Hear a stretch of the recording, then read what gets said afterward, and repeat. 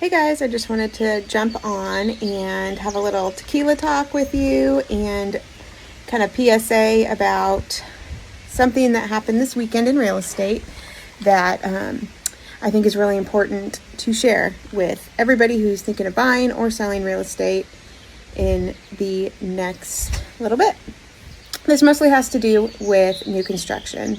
So what happened was my buyers, they're super sweet family coming here from Texas, San Antonio area specifically, retiring from the military, wonderful, wonderful people. We found them the perfect home from a builder in town, and everything started out great. You know, the home was perfect. It met all their needs, their wants. It was more than they could imagine, and we were all super excited. As the transaction went on, little things just kept popping up with this builder. You know, the home was misrepresented in the MLS as far as what was included and what the space usage was. Areas were marketed as livable space, but they were actually not. They appeared to be. They were 90% complete. But when, we came down to a week or so before closing, all sorts of things came out about this one specific place in the home. It was marketed as a bonus room. It looked like a bonus room.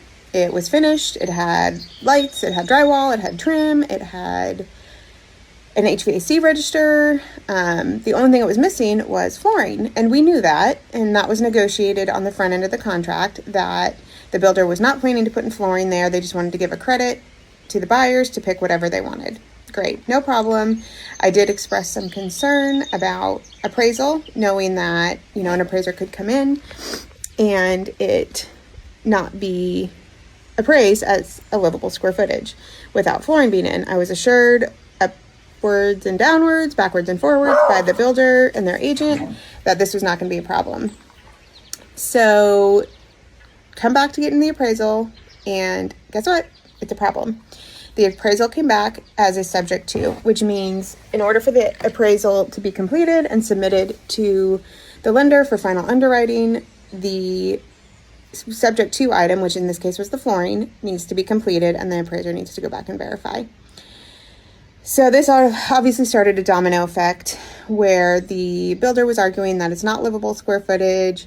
However, through myself, the appraiser, and even our inspector, we all saw that as livable square footage in the condition it was in.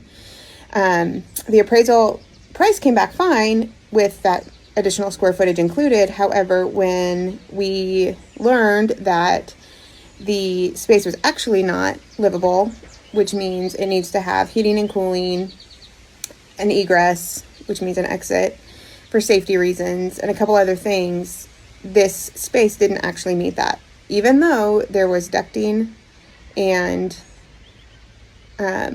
lighting, drywall, as I said, it was 90% complete.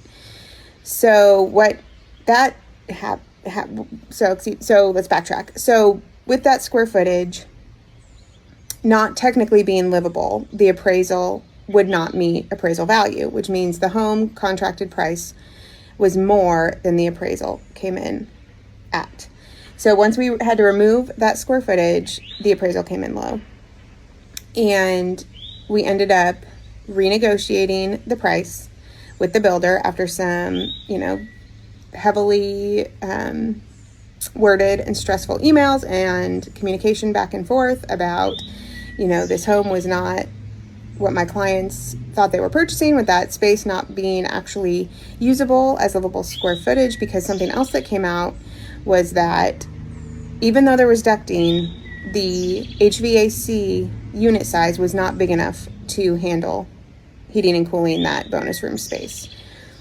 So, on top of low appraisal, and now my buyers possibly having to upgrade the HVAC system, we were talking $15,000 plus potentially of money my buyers were not expecting to have to pay. So anyway, as you can imagine, it was a contentious few days working with the builder, fighting for my clients, arguing with their builder's representation about just how this was not disclosed to us at time of contract, and the home was advertised as a home with a bonus room, which, if this was not considered livable space, if the ducting was not there, it could not be marketed as livable bonus room space.